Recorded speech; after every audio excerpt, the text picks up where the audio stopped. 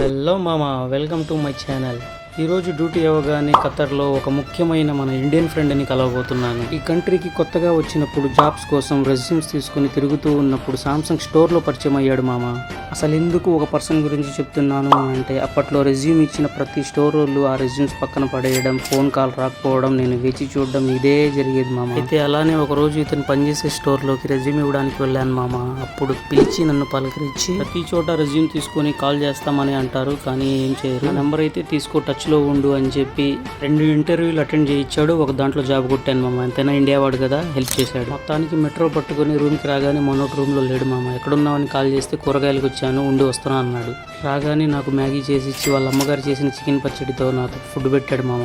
నిస్వార్థంగా ₹1 ఆశించకుండా ఇంత హెల్ప్ చేసిన పర్సన్స్ని మనం గుర్తుపెట్టుకోవాలి మామ. చాలాసేపు ఇంకా ముచ్చట్లు, ఆఫీస్ కబుర్లు చెప్పుకుని నేను రిటర్న్ అయితే బయలుదేరిపోయాను మామ. ఇలాంటి వాళ్ళు మీ లైఫ్లోకి వస్తే అలాంటి వాళ్ళకి టైం ఇవ్వండి మామ, హ్యాపీగా ఫీల్ అవుతారు.